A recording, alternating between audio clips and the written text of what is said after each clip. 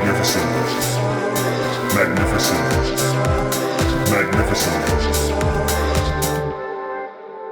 Welcome to the Magnificent Ones podcast. I'm your host, Anita Oakley, and tonight I have a special guest, my friend Mark. And this is going to be a spot where, in a space, I should say, where there's no topic off the table. Like, all cards, are out, and we're just going to dive into a lot of deep issues. And it's just a place where we could speak freely and engage with one another. All right, Mark, tell us a little bit about yourself. Introduce yourself. Hey guys, I'm so excited for this, man. I've been waiting for this guy to, start his own podcast for a couple of years, man. And now I used to be a coworker of this guy's. I dabble in music and whatnot, and I just love exploring, man. I love talking about whatever you can talk about with no borders or boundaries. Absolutely. So, being that this is the first episode and the month is January, a lot of people have set, resolutions and such. So, the title of tonight's podcast is, Are we the sum of our success or the sum of our failures? And we're just going to dive into that and unpack what that all means. And at the end, hopefully, we'll come to some form of conclusion. So, Mark, to you, what is success? I think success is, I think it's up to the individual, you can have success. It can be monetary. It could be, peace. It could be love. It only depends on the person. I just think that sometimes that we get clouded by other people's visions of success, and then we're going down a path that's through sunglasses. You're not seeing your own path. I think that's where we get fucked up. So here's something interesting. I always love Merriam-Webster's dictionary. It's my favorite dictionary. And according to that dictionary, success simply is the degree or measure of succeeding, right? So it could literally be whatever degree of success that you decide that it is. I think my favorite definition of success is favorable or desired outcome, which means that as an individual, success is whatever you deem is success for yourself. That's me personally. But there's a lot of things that cloud what success is for us. And what I mean by that is success generally is measured by our material possessions. And that's a bad measurement because that's how people gain a lot of stress, anxiety, and we feel social pressures to keep up with the Joneses, for lack of a better terminology. And that's the best example that I could think of is if you're a Harvard graduate and you work at a coffee shop, people say you're not living up to your fullest potential.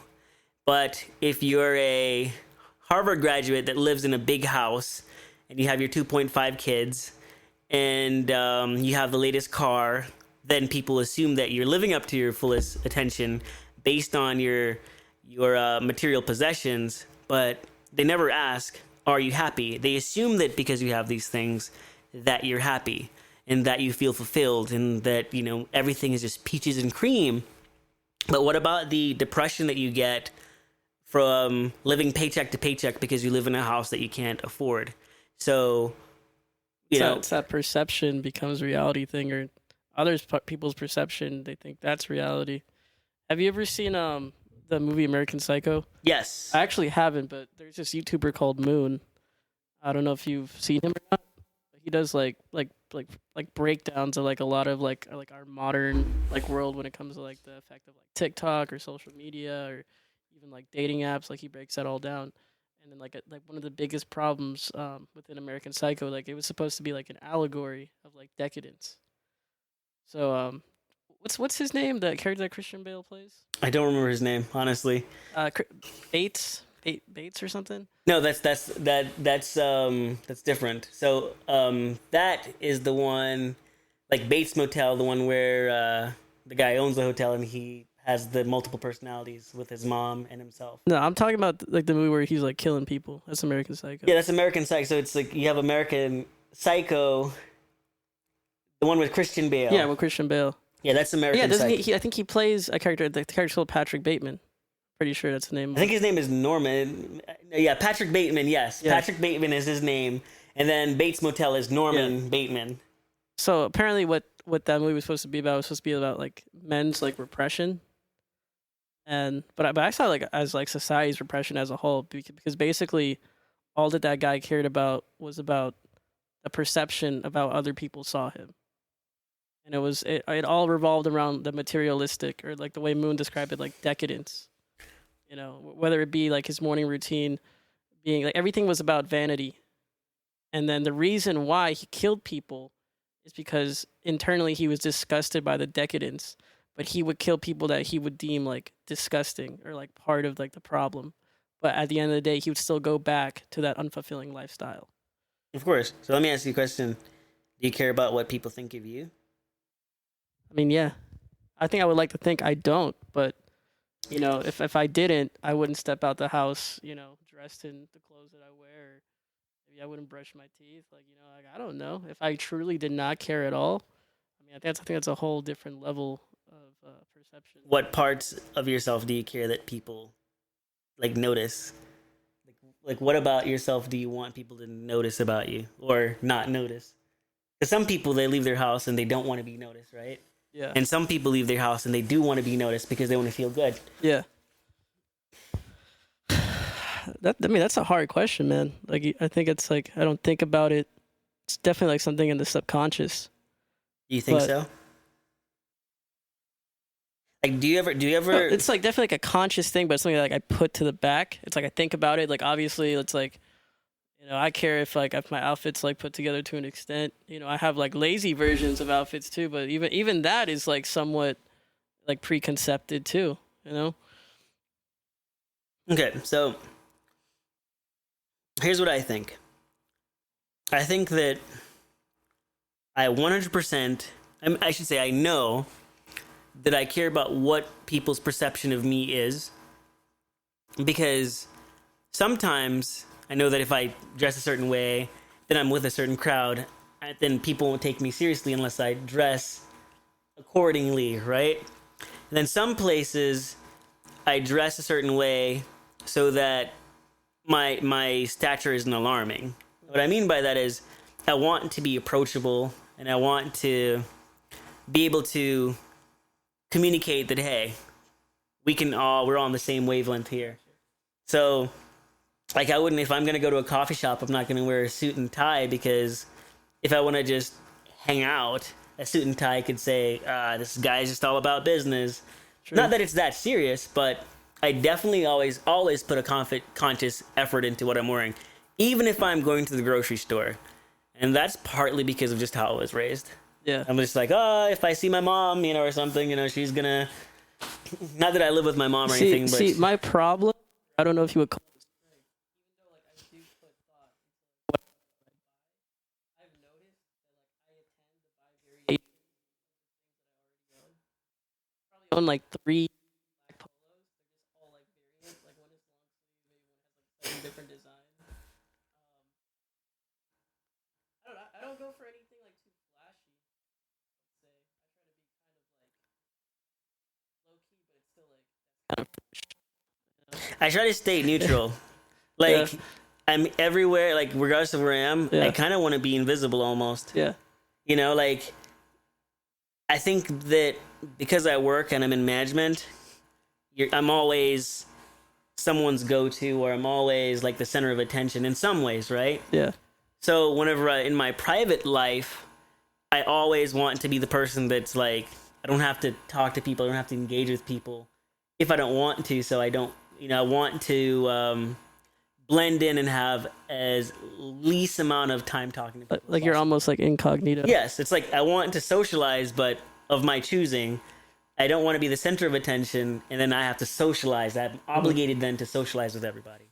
You know what's something I have noticed about fashion nowadays, though, overall, which I think is like veering towards a good thing. I feel like people, they have less. I mean, they may still go out of their way to buy certain brands, but you don't see like brands like really cementing their name all over clothes. Yeah. More really, because I think people, they don't want to wear that. Yeah. Unless like if you're like, I don't know, not like maybe like some rapper that really wants to flex. I don't know, like whatever, you know. But that's something interesting I've noticed probably, within like the past 15 years. I think brands are important. My favorite brand is Versace. Yeah. I've always loved Versace. I don't own any Versace, and nor have I ever, put on Versace. Yeah. Now I've bought Versace for other people, but I've never. Again, it's that invisible thing, you know. So one of the things that I go for when I am shopping personally, I go for uniqueness in the sense of things that are custom made. I love. So even watches, I'll get custom made watches because it's a great conversation piece for like the person who likes watches, and I don't have to wear a Rolex just to say that I have a Rolex, and people are talking to me simply because I have a Rolex. So I love the conversation of, oh, this is why this watch is like this. This is what went into it. This company has existed for XYZ amount of time. I love that versus, oh, you have a Rolex. Yeah. Like, it's like that clout. I absolutely hate that. Yeah. I just love being the person that's awesome because there's like a story behind it. Yeah. And I love collecting watches, so like... I think that's a big thing when it comes to materialism and brand stuff like that too. It's like instead of you creating your own story, it's like you have something that's already been pre-established, somebody else worked for it, and you're like gearing it on like a costume, but still at the end of the day, nobody knows anything about you, you know? What a conversation that I had the other day with someone, I was giving them a little bit of advice. They were talking to me about finances and stuff, and it's always my least favorite conversation to have with people. Because when it comes to finances, there's already a perception attached to it, right? So people may not necessarily have... They know where they want to be, but they don't see where they are. Yeah. Or have a full understanding of where they are or the significance of where they are. That, like, hey, like you think that you can easily jump right here, but you're really like $10 million in the hole. And in order for you to elevate yourself, you'd have to dig yourself out of this $10 million hole just to be able to live normal life. Mm. And so the comment that I made was that, material possessions are the measuring stick by which others judge our success. And the reason why I said that to this person was because they were buying things simply because of Instagram following, because they were trying to become an influencer, and so they were investing in themselves. That was the term that they used. But I said, you're not investing in content, you're just investing in the aesthetics of how you look. You know what's the crazy thing about that too? If that was the route that person was going through, he must not realize like how much you can just fake and still get that desired amount. Like, I don't know if you ever seen that thing with, like, Kodak Black, who's like, oh, I don't got no money. Yeah. And it's like, I'm sure obviously he has money, but when he's saying about when he always put the money up or whatever, that was like, he said it was like fake money because, like, that's how the label wanted him to approach it. Mm-hmm. So it's like, at the end of the day, I don't understand, why are you, like, spending so much money in investment where nobody's going to know it any other way? Exactly. It's on Instagram. Maybe, pay for like a photographer here and there, but like, let's be real. You don't need to be going down like $100,000 if your goal is to be an influencer. I think it's different, but that's what I'm saying, that most people know where they want to be, but they don't understand how to get there. Yeah. So for me, a lot of the how to get there in my life has never really been a monetary issue. It's always been about finding balance in my life to do what I want to do. Yeah. So, and obviously the education has something to do with it as well. So if you're well informed, you're educated, you know where your resources are, or maybe you know how to manage your resources better than someone that isn't. I mean, that's becoming less and less common these days, that regardless if you're educated or not, it's just an age thing that determines how far you can go because you know how to utilize technology. I mean, even with this podcast, like we're doing this podcast in my garage. Yeah. And like, why? Simply because why not? It's a space that's available. It's quiet. There's no one here to disturb us. And even, I'm not ashamed of the fact that it's in my garage. I'm not going to say that I have a studio. Yeah. Because I know where I want to be, and this is just one step closer to where I need to be. Yeah. So, can you really tell someone that has lived in a certain reality that, hey, the reality that you've been living in, one, it's wrong, and two, I know that there's a certain attention you get in real life because you're wearing nice things, and people may approach you and say, hey, nice, Rolex watch and nice, snake leather shoes or whatever it is that the person's wearing. But on the internet, Instagram, for example, there's already millions of people that are wearing the same exact thing that you're wearing, millions of people that have better versions of the thing that you're wearing, so you're not going to stand out. You're no longer unique. Yeah. So the only thing that could be unique about you is what you bring to the table. So you have to sell yourself, not sell what you're wearing. Selling yourself is for real life when you're interacting with people in a physical sense, whereas selling yourself on the internet, it's always about content. Like, what do you bring to the table? It's content and perception, and that's that thing that goes back to the American Psycho of like the decadence. It's like you keep trying to keep up with the perception and the materialistic things, but then you're forgetting what actually fulfills yourself. That's like a very depressing cycle to go through.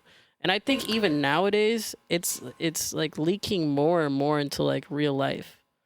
Like, I feel like I was like the last like generation that really kind of lived before social media like really, really took over. So I know you had like MySpace and whatnot, but still, like, I feel like it didn't have as much of an impact. And like when I was in middle school, like we had Facebook. Like that's crazy because people think like Facebook is like it's old people, But like that was the thing when I was middle school, Facebook, and like and I saw Instagram growing and whatever. And even though like it still had like a degree of importance back then, it was more like, okay, we have this like separate world, but it's nowadays like those worlds are like one. They're like one. It's like people are acting in real life how they see people act in social media. And it's like almost like an uncanny valley kind of sort of feel. I don't know if you get my gist or not. I do. I could summarize that in a quote, actually. Yeah. It says that the problem with life is that in life, there was a point in human history where art imitated life, but now life imitates art.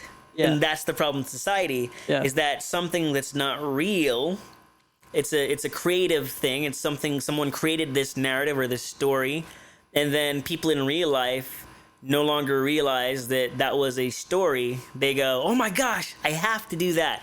Look at where they just went. We have to go there for vacation. It's like, well, look at what they're wearing. I have to buy that because if I buy this thing, I'm going to be happy just like these people in this commercial or just like these people in this picture on Instagram.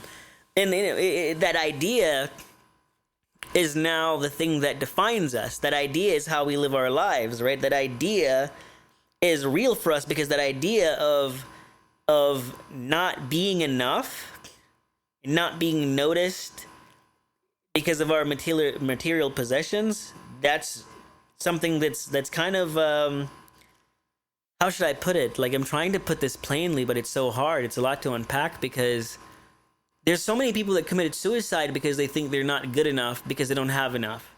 There's so many people that think that they'll never be loved because they don't have enough. Instead of taking the time to love themselves or value others around them, think about how many people are divided just on the idea of the haves and the have-nots. And no one's actually poor, right? It's just the perception of, I'm not going to talk to you because you seem dirty or you're like this. Like the idea of what a person that makes six-figure looks like, right? A plumber could be a six-figure person that did not go to college. But if you see a plumber on a day-to-day basis, you may think a plumber is dirty. You may think a plumber maybe even homeless because you don't realize that it's a plumber. It's a dirty job, obviously. You expect the six-figure person to wear a suit and tie. Yeah. But who would give you the best financial advice? The person that pretends to make six figures, that drives a Lamborghini or whatnot, or the person that looks dirty but actually make six figures. See, like our idea of who has and who does not have. But that is the craziest thing nowadays, is that I feel like people, they would rather have the status than the wealth. The status is more important to them than the wealth. Absolutely, I agree with that. So they would rather have $100,000 and 1 million Instagram followers than have, like 10,000 Instagram followers and $1 million. But that's the thing, though. It's a drug, right? Think about it. What does it boil back to? Attention is becoming a currency that's it's becoming the highest currency. Attention is the highest currency. I mean, you look at society right now, and I'm not going to advocate for either political parties, right? But when you look at politics right now, politics was never part of people's daily lives. Like, sure, people talked about elections in the sense of who's going to win, whatever the case is, and that was it. It was never 24/7 Democrats, Republican, 24/7. Like, they're part of our lives. They're on social media because they're people. They garner attention. It's never turned off. They're always getting attention. The Democrats said this or the Republicans said this. That's it. It's just attention. And our attention is so fixed on them that we don't even remember what their policies were that they were trying to pass. We just remembered that, hey, they did this new dance on TikTok. And those are supposed to be the smartest people in the entire world. They're supposed, because they're governing this great country, and their success boils down to how they engage with the public on their social media platforms. Yeah, I mean, it's all about, it's like tribalism. And I mean, if you ask the average person, they think they have kind of like a gist of what they believe in or what they're supposed to believe in. And that was another thing that Moon was talking about the American Psycho movie too, was the virtue signaling thing. That all these people, they'll sit around in a circle, dressing how they think they're supposed to dress, having designer stuff, and then also part of it is the virtue signaling, saying what they're supposed to think they're supposed to say. And it's wild because you'll ask people these things, right? And automatically it's like they're like programmed, they're like a robot. They'll come out, yeah, this is right. No, this is wrong. This is how it's supposed to be. But you dig like an inch or two further, right? And you ask somebody, do you know what actual policies are being passed? Do you know what this actual like politician is really about? A lot of people can't answer those questions. You know what I think is also fundamentally wrong in societies, that the media has twisted us so far that we've forgotten how much we have in common, and that we have more in common than we have things that we don't have in common. And sure, it may seem like we don't, but who wants to go to bed hungry at night? No one. Who doesn't want to have a roof over their head? No one. Who doesn't want to have money to buy things? No one. Right? So we have all the important things. Who does not want their children to be educated? Everyone wants that, right? Or a large percentage of people do. Who doesn't want, to live in a world where the oxygen is clean and you have less people getting cancer? So for us to allow ourselves to be fed misinformation and be divided as a society, it's crazy to me as a concept. It's also crazy to me that we've also been conditioned to think that we need certain things, and our attentions, they're not fixed on the right things. They're fixed on too many things at once to really be in tune with anything at just one time. Like when you think of the concept of Twitter, it's like, oh, here's some sentences, and this sentence is supposed to summarize all of these things, and it boils down to this. Here's this 30-second soundbite from this 5-hour-long thing, and this is supposed to summarize the sum total of all of this thing and this person's belief.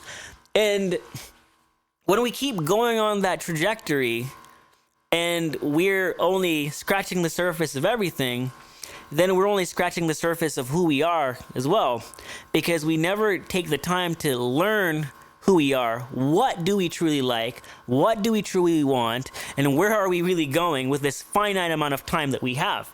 So, am I going to spend my time, how very short or how long it may be, being divided or caring about accumulating as much material positions as possible?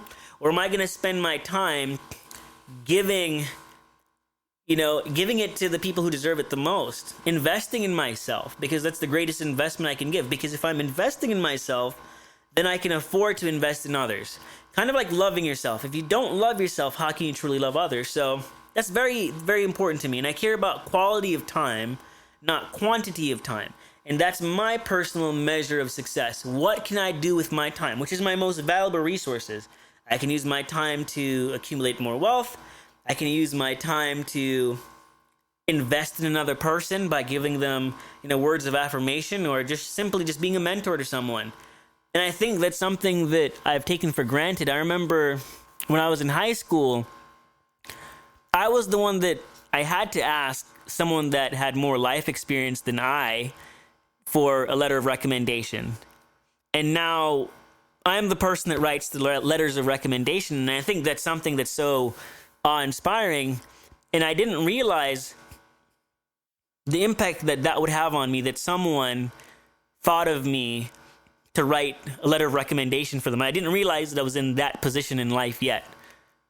And that really, really, really made me feel fulfilled, because for once I saw that it wasn't the money that made me valuable to people, it was what was inside of my head. Like, does that make sense? Yeah. Make sure you if you come too much this way, then the mic won't pick it up. No, you were good. You were good. When you turn all the way towards me. Gotcha. Kind of veering off a little bit. I'm sorry. I don't mean to go on a crazy tangent, but I have this theory, right? That people who seem the most absurd are some of the smartest people. Because I feel like they've just completely separated themselves from society in a way where they don't give a fuck, and that's why they seem so absurd. And nobody else, you can't understand their absurdism unless you really veer your thoughts away from how society perceives everything. Does that make sense? It makes perfect sense. I mean, why do you think that I'm not into the whole social media thing? I have a social media for communication purposes, but you'll never find my personal information on social media or things that give too much away about myself. What am I doing? I just think it's crazy that so many people know what you're doing, when you're doing. Oh, why didn't you invite me to lunch? And it's maybe I just wanted some me time. So, I don't know. I think, and this may be a little bit off topic, but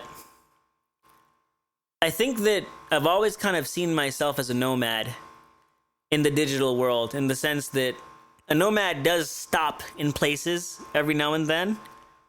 And every now and then I do need to stop on social media. So I think that I'm a nomad when it comes to social media, that I'll go on because obviously, I have family members that maybe I need to get in contact with that live internationally. And I use it exactly for that. Or maybe networking events. There are people say LinkedIn, for example. I consider that to be part of social media, that maybe I need a reference or something, and I can go on there and reach out to someone. So I see social media as more of as a tool, and so I use it as such. No, that's exactly what it is. I honestly feel if you're above the age, I'm gonna do reasonable. I would say if you're 25 and above, I really feel you should not be using social media as anything more than something that you use to communicate with friends and family that are hard, or a business, like you said, a tool. Because aside from that, I mean, all social media really is, it's just a form of social manipulation and attention. And I guess that can be if that's part of your if you want to use it for social manipulation. I mean, that's what people use it for anyway. I guess you could be I guess that can be a tool too, but how much of your value are you going to put into trying to change the perception of others? So here's a thought. I've worked on many projects personally, and I've never promoted any of the projects that I've worked on ever. Like, I never put them on social media and saying, "Hey, I have this thing going on," or I'm gonna launch this thing at this time. As a matter of fact, most of the things that I've done, I use some form of alias or a pen name or something, and because I did an experiment, and my experiment was that no matter what project that I do, there'll be more people that I don't know that associate themselves with my project versus the people that I do know. And I know a lot of people. And I realized that if it's just strangers that are getting my product, why am I marketing them? It's like whoever will get my products or my projects or whatnot, they'll get them. They'll find it. It's for them. And that's always surprising, because if you look at your social media, say that you have 1,000 followers on Instagram and you have 1,000 friends on Facebook. 1,000 friends. You added these people. Maybe you interact with them online every single day. If you decided, hey, I'm going to drop an album tomorrow, how many people out of those 2,000 people that you have on your platform are going to buy your album or even listen to it, give you the time of day, and you interact with them every single day, and they won't even invest in what you're doing by listening to it? Say they don't even have to even buy the album because they're streaming platforms, right? So they just have to stream it. And you go to your friend and you're like, you write on their Facebook page, hey, album out now. Please stream. No, it's true. When I was doing the music thing, the people that usually support you the most, you'll have like your core friends, right? Your ride or dies, they'll probably support you, and then you'll have other musicians. But like when it comes to like normal people, like in your friends list or family, yeah, and sometimes family too. Honestly, what's going on in their mind is like, the fuck is this guy doing?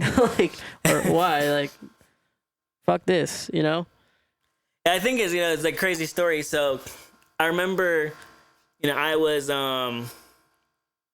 was working on something, and even like my family members, like everyone knew what I was doing and whatnot. And I was like, hey, you don't have to like buy my stuff. I don't need anyone to buy anything from me. That's why I have a job, right? So I just need you to take the time to look at it. I know that this sounds crazy, but it's like, I'm only asking someone to just take the time to look at, my work. Just give me, the time of day to look at my work. Like, we're friends or whatever, or family members, but they won't even look at it, right? Or friends won't even look at what I'm doing, or just an investment of a small amount of time to just look at something, or look at this art, work for my book cover. Just to say, hey, this is great, or this isn't great, because I want honest feedback. Yet, I would give my time to these people so freely, and because I gave it away freely, I became less and less valuable to them, right? So, I stopped giving my time to a lot of people, and that's when I realized how valuable I was, right? And so my definition of success has changed over time to, hey, what can I utilize my resource for? What my resource being time, that is. How can I use this to increase my value? And my value means my value of self. Because I remember this quote that said that we are spiritual beings in physical vessels. And so the thing that makes me feel fulfilled is that I do have the ability to give my time whenever I want to, or take my time back when I want to. And that is now my definition of being successful. I'm not so focused on just one thing that I'm missing many things, but now I have the ability to tap into or tap out of whatever it is that I want. And I'm happy that I've realized this at a young age. And I think this is going to allow me to have a better life, quality of life, than a lot of people, because with my kids, I'll be able to give them quality time and not quantity of time. and we will spend our time doing more meaningful things. And that's true success, because success is growth, right? So if I grow with my family, it's a net positive. My kids are going to grow up. Maybe they go to college. Maybe they move to another state one day. Who knows? But the fact of the matter is, so many people spend what they call their best years, the time where they're most productive, the time where they thought they knew what the definition of success was, working, slaving away, not realizing that they have enough. And that time is being spent on a lot of things, and time is passing them by, throughout the entirety of their lives. Now they're 55, and now their children are grown up, and now their children may not even care about how hard they worked or that they sent them to a great college. They don't have a relationship with their children. Their children, now it's time for them to start their families or to explore more into who they are. And now that you have time because you're retired, you feel that, oh, my kids should want to spend time with me because I have time now. Or my wife should want to spend time with me because I have time now. But they didn't see that they spent 25 years of their life in exile. 25 years of their lives saying, I'm too busy. Maybe next weekend. 25 years of their life not going on date nights. Not valuing their friendships. But now that, they're least productive and they're older and they've already given their best, they want everyone to take their worst. And when we go to the grocery store, do you want the freshest product or do you want the oldest product? So it's like, no. Now I'm going to give my time while I'm productive to the things that matter and to those that matter the most. And I consider that my version of success, my desired outcome, my thing that I hold dearest to my heart is my time, and the fact that I'm aware of how much my time is limited and knowing that value. I think that makes me very successful. I think the fact that I have true friendships make me very successful. And I think that before the money comes, success always has to come first, right? So as I move forward, I'll become more successful. And with each, category or strata or what have you, I'll be able to increase my monetary value. But that doesn't matter though, because at the end of the day, I have the things that matter. I have a family. So many people want to find the love of their lives. I have. So many people want to just say that they have kids, and so many people can't. And I've had the honor of being able to have two. So that's success for me. And that has nothing to do with money. It's just the fact that I have these things, and those things are valuable. I think that's my success. I don't know, if you have another definition of success or not. What do you want to add in our closing thoughts? I think it's awesome. I don't know. Just the whole time you were talking, I was thinking about how you were saying that you gave your, what do you say? You gave your time out for freely, and people took advantage of it or something. What did you say exactly? No, when I gave my time to everyone, I became less valuable. Yeah. Because I was taken for granted. And then the moment that I made myself scarce, so I treated myself like a product in a way. So whenever a commodity is in small, limited supplies, the value goes up. Kind of like toilet paper during the pandemic. Yeah. I think it's it's crazy when it comes to things like that, like personal projects and whatnot. We were talking about how people in your immediate circle, sometimes, or people you would think in your immediate circle, they don't they don't shower support or whatnot. I think it's I think as humans, sometimes we have this flaw of only seeing perception presently and currently, which can be a good thing to live in the moment. But sometimes we don't understand that people are more than just what we think they are in that moment. And that can shadow our judgment. You know what I'm saying? At one second you're okay, he, she, they're always there, but they might never, they might not be there tomorrow, And that's something that we fail to see sometimes. Or it's I know this person back then, they were like this. They might be something different now. You can't let the past or current or what you see overshadow what people are trying to be or trying to move on from. And like that's like a big thing too. It's like people like they will see you as like your civilian self. Oh, that's civilian Oakley, or that's civilian Mark, you know? But it's like, who is artist Mark, or who is podcast Oakley, or who is, you know, like it doesn't compute in people's brains sometimes that people can be more than just what you see them as. Exactly, and so that's why, like in closing remarks, is that we are the sum of our successes and failures. We can be victims of our success, and we can also be victors because of our failures. And I want you to think about that. And that's where we'll close things off today. Thank you so much for listening. And I would also like to take this time to give a special shout out to Cellar 54 in Northeast Pennsylvania. Go there and get some amazing wine.